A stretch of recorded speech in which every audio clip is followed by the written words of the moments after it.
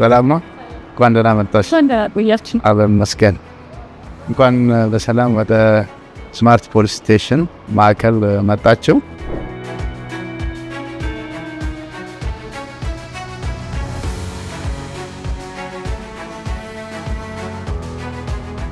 ራስዎትን ለተመልካቾች ከማስተዋወቅ እንጀምር። እሺ፣ ስሜ ኢንስፔክተር አንድነት ይባላል። በኢትዮጵያ ፌደራል ፖሊስ የቴክኖሎጂ ኦፕሬሽን ዋና ክፍል ኃላፊ ነኝ። እንኳን ደህና መጣችሁ። እንኳን ደህና ቆያችሁ። እንግዲህ ዛሬ በስማርት ፖሊስ ስቴሽን ውስጥ ነው የምንገኘው። ይህንን ፖሊስ ጣቢያ ከዚህ በፊት ከነበረው ወይም ደግሞ ካሉት ከሲሲቲቪዎች ውጪ ስማርት ያስባለው ነገር ምንድን ነው? ምን አይነት የኤአይ ቴክኖሎጂዎችን ይጠቀማል? እንግዲህ ይሄ ከዚህ በፊት ከነበረው የፖሊስ ጣቢያዎች የሚለየው በዋናነት ይሄ ኦልሞስት ወደ ዲጂታል የተቀየረ ነው። አንድ ሰው ፖሊስ በአካል ሳያገኝ በራሱ ገብቶ ኪዮስክ ማሽኖች አሉ፣ እንዲሁም እዚህ ጋር ታቦች አሉ። እነሱን በመጠቀም የሚፈልገውን አገልግሎት በቀላሉ የሚያገኝበት የፖሊስን ስራ ወደ ዲጂታል የሚቀይር እና ለሀገራችን ፖሊስን አንድ እርምጃ የሚያስኬድ ማዕከል ነው ማለት ነው። ምናልባት የሚጠቀሙን የኤአይ ቴክኖሎጂዎች ማንሳት ከቻለ? ኤአይ ቴክኖሎጂዎች እንግዲህ እኛ አሁን በሀገራችን ደረጃ የፋይዳ መታወቂያ ዳታ ቤዞች አሉ። ከዛ ጋር ተያይዞ እንግዲህ ማንኛውም ዜጋ ወደዚህ ስመጣ አሻራ ሰጥቶ መታወቂያ አውጥቷል። ያ አንድ ራሱ ነቻለ ኤአይ ቴክኖሎጂ ነው። ስለዚህ የፊዚካልም ይሁን የፋሻል ሪኮግኒሽን ይሁን ሌሎች የምንጠቀማቸው ነገሮች ከሱ ጋር የተያያዙ ይሆናል። አንድ ሰው ትክክለኛነቱን በቀላሉ በእነዚህ ቴክኖሎጂዎች እንለያለን ማለት ነው። ይሄ ሲስተም ከተለያዩ የሀገራችን ዳታቤዞች ጋር ማለትም ከናሽናል አይዲ ከቴሌኮም ተቋማት ጋር ወይም ከኢሚግሬሽን ጋር በቀጥታ የተያያዘ ነው ማለት እንችላለን?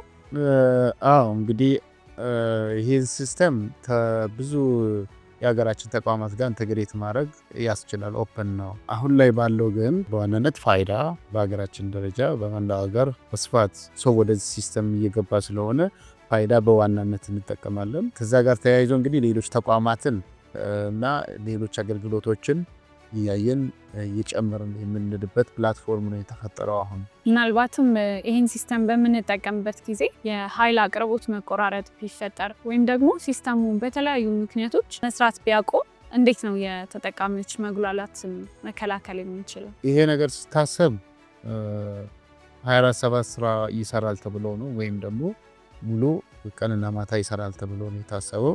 ለዚህ ደግሞ የፓወር ችግር እንዳይፈጠር ስታንድ ባይ ፓወር የሚያገኙበት ሜካኒዝም ወይም ደግሞ አሰራር ተፈጥሮለታል ማለት ነው።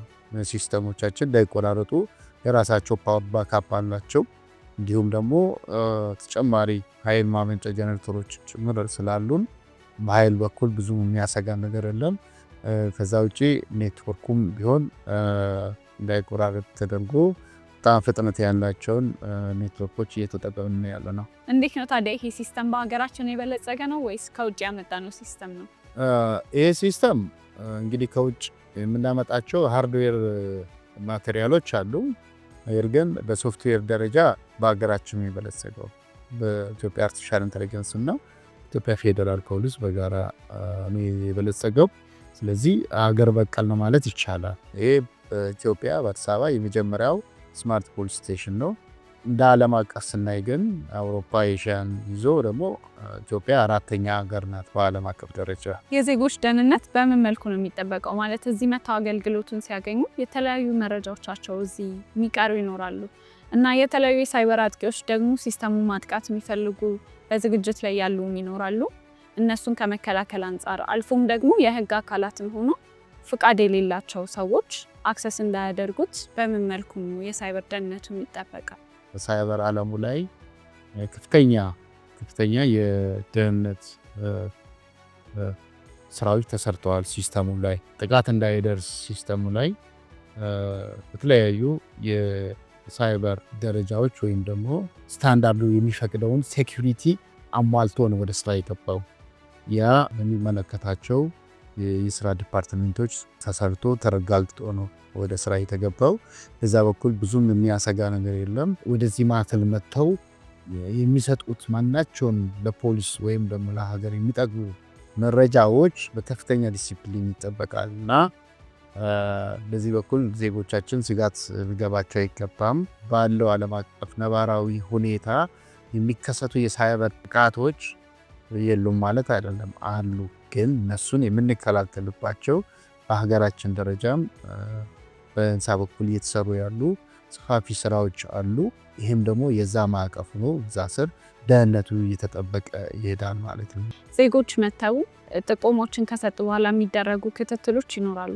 እነዛ ክትትሎች ላይ አድላዊነት እንዳይፈጠር ወይም ደግሞ መረጃዎችን ያለ አግባብ መጠቀም እንዳይኖር፣ የተዛባ ክትትል እንዳይከሰት ምን አይነት መከላከያዎች ነው የሚደረጉት? እንግዲህ ይሄ አንዱ ያስቀራል ብለን ወደ ስራ የገባንበት አድላዊነትን ያስቀራል ነው። ያልተገባ የሰው ንክኪ ያስቀራል ነው። ይሄ ማለት የተለያዩ ሀሜቶች ይኖራሉ። አንድ ሰው አንድ ጉዳይ ለማስፈጸም የሆነ ተቋም ሄዶ አላስፈላጊ የሚጠየቃቸው ነገሮች አሉ። እነዚህ ነገሮች እንዲያስቀር ነው አንዱ ዓላማውን ጭምር። ይሄ እንግዲህ የዜጎቻችንን በተቋሙ የመገልገል መብታቸውን ወደ ዲጂታል ቀይሮ ከሰው ንክኪና ከሌሎች አላግባብ ከሆኑ ጉዳዮች ውጪ ሙያን በተመለከተ ብቻ ሙያ ላይ የተመረኮዘ አገልግሎት እንዲያገኙ ሌላ ጣልቃ ገብ የሆኑ ነገሮች እንዲወጡ ነው ይሄ ነገር የተሰራው። ስለዚህ በየደረጃ ያሉ አመራሮች የትኛው ኬዝ ምን ደርሰዋል የሚለውን በቀላሉ ቢሮአቸው ቁጭ ብሎ ማየት ይችላሉ። ታች ካለው ሙያተኛ አባል ጀምሮ እስከ ላይ ከፍተኛ ደረጃ ላይ ያሉ አመራሮቻችን ስለ እያንዳንዱ ኬዝ ስለመጣው ኬዝ ስለሚያዩ ተገልጋዩ ማህበረሰባችን አገልግሎት የሚያገኙበት ወይ ከድሮ የተለየ ነው ማለት ነው። ከዚህ በፊት ወይ አንድ ጣቢያ ሂዶ ያመለክታል፣ አንድ ጣቢያ እዛው ነው ጉዳዩን። አሁን ግን የአንድ ጣቢያ ጉዳይ አይሆን ተያይዞ ነው የሚሄዱ። ዲጂታል ዓለም ላይ ስለገባ ይሄ ነገር በየደረጃ ያሉ አመራሮች ያዩታል፣ ይከታተሉታል። እስከ ኢንቨስቲጌተሩ ድረስ እስከ መርማሪው እስከ ሌሎች ታች ያሉ ኦፊሰሮቻችን ድረስ መንግስት በመጣው ጥቆማ ኬዟ የት ሄዳለች፣ ከየት ወዴት ሄዳለች፣ ምን መልስ ተሰጥቷል፣ ምን ግብረ መልስ አለው የሚለው እናያለን። ከዛ ውጪ እንግዲህ ሲስተሙ ላይ ስንገባ ደግሞ አንድ አገልግሎት ፈላጊ ዜጋችን እዚህ መጥቶ ሲያመለክት ቁጥር ይሰጠዋል።